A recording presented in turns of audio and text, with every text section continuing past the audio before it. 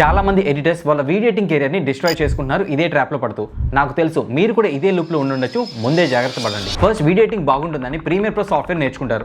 Basics practice అవుతూ ఉంటారు. ఇంతలోపు ఎక్కడో వింటారు డిజైనింగ్కి కూడా ఫ్యూచర్ బాగుంటుంది, మోషన్ గ్రాఫిక్ నేర్చుకుంటే ఇంకా ఎక్కువ సంపాదించవచ్చు అని. ఇంకా దాన్ని మధ్యలోనే వదిలేసి మళ్ళీ కొత్త సాఫ్ట్వేర్ నేర్చుకుందాం అనుకుంటారు. కానీ దానికన్నా ముందు మీరు గమనించాల్సింది ఏంటంటే మీరు సాఫ్ట్వేర్ లూప్లో స్టక్ అయిపోయారని. ఎడిటింగ్లో డెప్త్కి వెళ్ళడం లేదు, just jumping from one software to another software. అవును, అది మీరు ప్రోగ్రెస్లా ఫీల్ అవుతుంటారు, కానీ టెక్నికల్గా it's waste of time and bandwidth. You lost focus and you lost creativity momentum. And worst part ఏంటంటే అన్నీ నేర్చుకోవాలి అని అనుకోవడం, designing, video editing, motion graphic, digital marketing, ఇలా అన్నీ.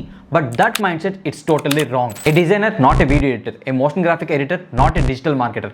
ఎవ్రీ పాత్కి సపరేట్ పైప్ లైన్స్ ఉంటాయి, సపరేట్ వర్క్ ఫ్లో ఉంటుంది. ఒక గ్రాఫిక్ డిజైనర్ ఒక్క రోజులోనే 7 to 10 డిజైన్స్ ని కంప్లీట్ చేయగలరు using Photoshop, illustrator and AI tools. ఒక motion graphic editor 3 days efforts పెడతారు ఒక క్రియేటివ్ ని ఫినిష్ చేయడానికి using after effects, Photoshop, AI tools and sound designing. Different skill set, different industry and different mind set. So మీరు ఈ creative జంగిల్లో confuse అయిపోయిన feeling లో ఉంటే మీరు ఒకలే కాదు, చాలా మంది ఇదే లూప్ లో పడిపోయారు. ట్రూత్ ఏంటంటే అన్ని నేర్చుకోవాల్సిన అవసరం లేదు. మీకు నచ్చిన niche, designing, video editing, motion graphics or digital market, దేనిలోనైనా డీప్గా వెళ్ళండి.